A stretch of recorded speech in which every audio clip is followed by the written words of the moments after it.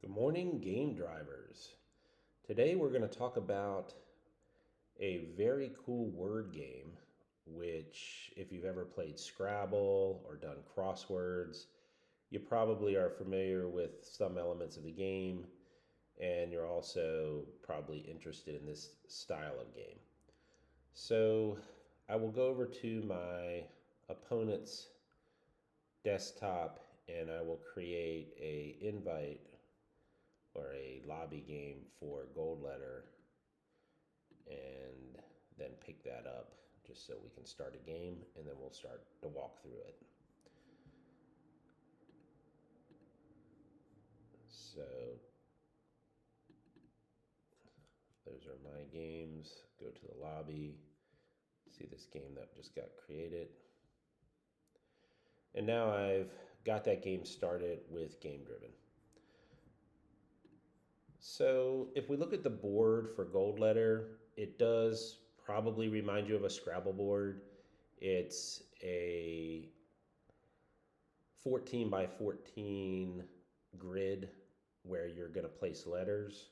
And one thing that's different than the typical Scrabble game is that you don't have double word or double letter tiles on the board. What you have are these things called gold letters, which actually randomize after everybody's turn. So every time you take a turn, you're going to get a new set of gold letters. And then when you play against those letters, you get a double word. So the letter values are shown in our rules. If we go to the rule set and we look at, here's kind of a game mid play. But if you go down and look at the letter values, you have 1 point for these letters. The green ones, the blue ones are 2 points, black are 4 points, red are 8 points, and then you get an additional 5 points for every letter you use in a word that's longer than 4 letters. So a 5-letter word would get a 5-point bonus, 6-letter word would get a 10-point bonus. And then if you do use one of the gold letters, the entire word is doubled. So you're definitely very much encouraged to use the gold letter. If you look at the preferences, there aren't any stylistic preferences, but you can look at the two variations. The board changes to blue for what we call the loose version. And the difference between these two variations is that in the standard version, you have to connect from the middle out. So every word must be chained to another word that's already been played or to that middle square. Whereas in the loose version, you can just jump to anywhere on the board and play a word.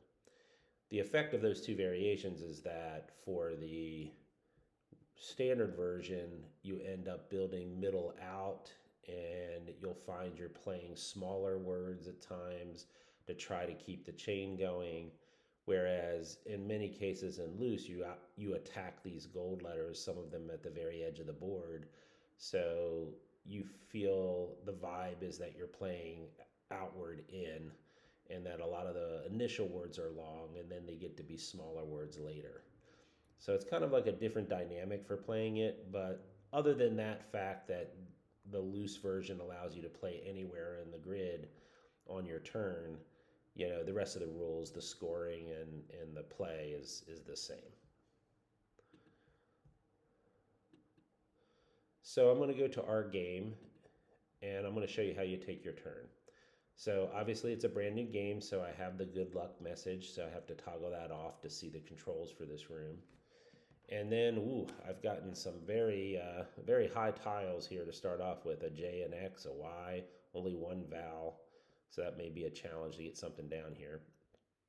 But this kind of should remind you of a Scrabble rack. It's a rack that you have your tiles on. You only get 6 tiles here, you don't get 7. And the way that you select the tiles to play a word, let's say I wanted to play minx.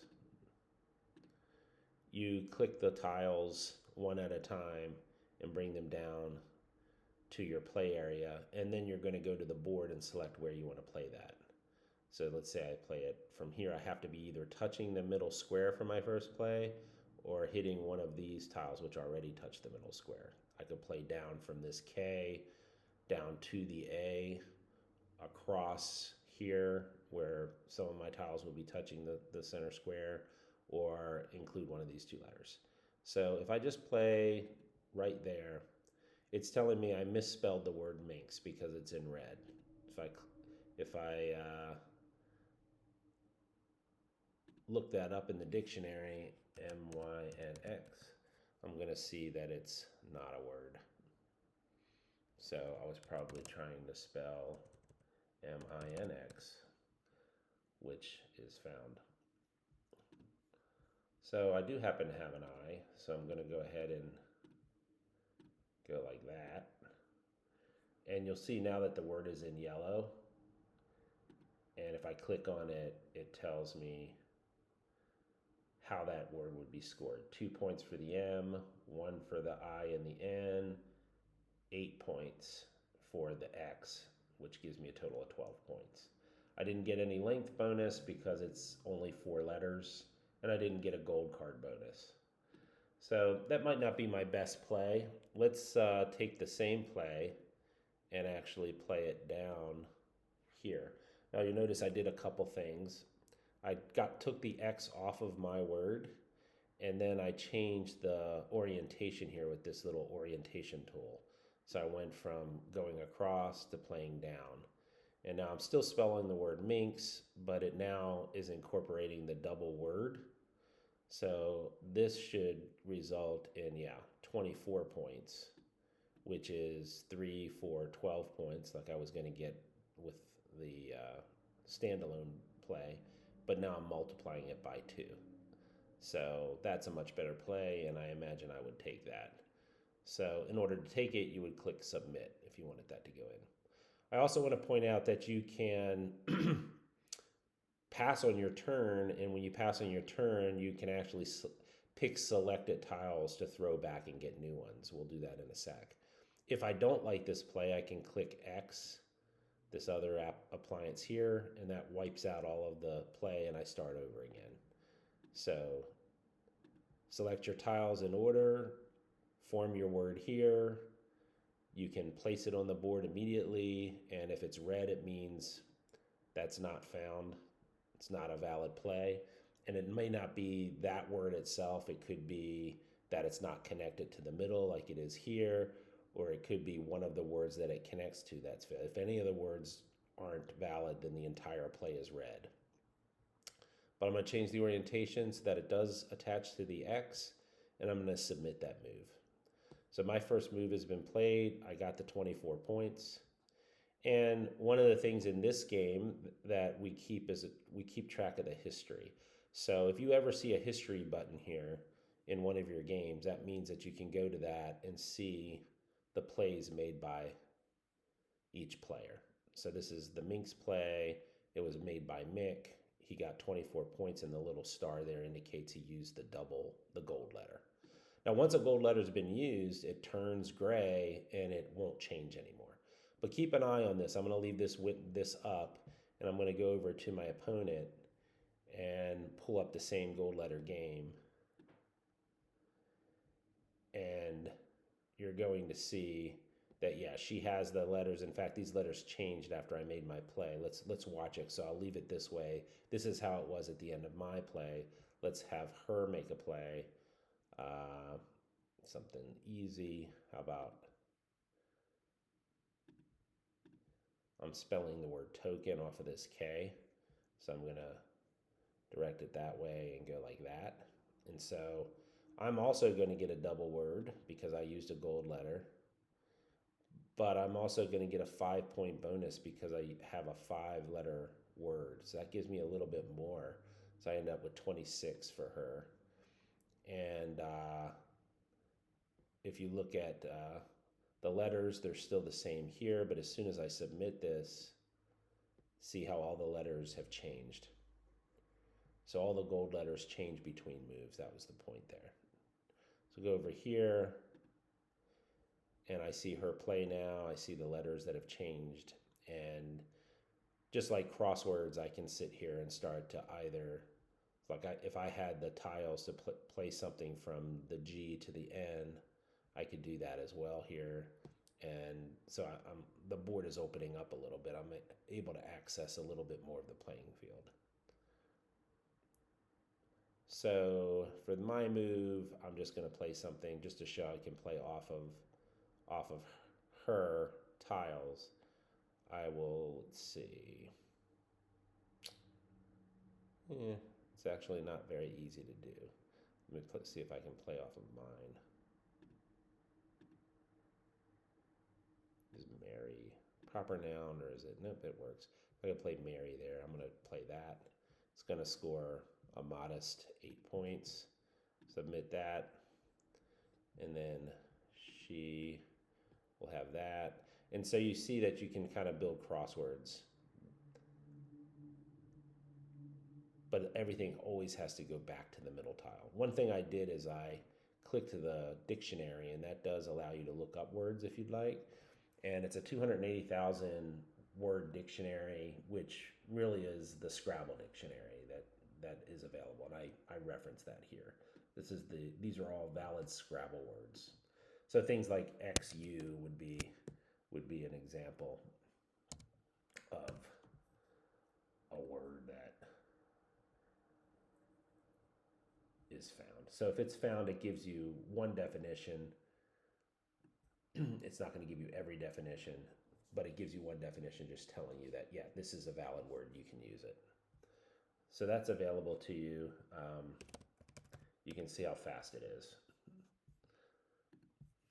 But there's not a whole bunch left to do other than for me to show you. You could add an ER at the end of a word. Token doesn't work, but sometimes I'll try it and go, is there such a word as retoken?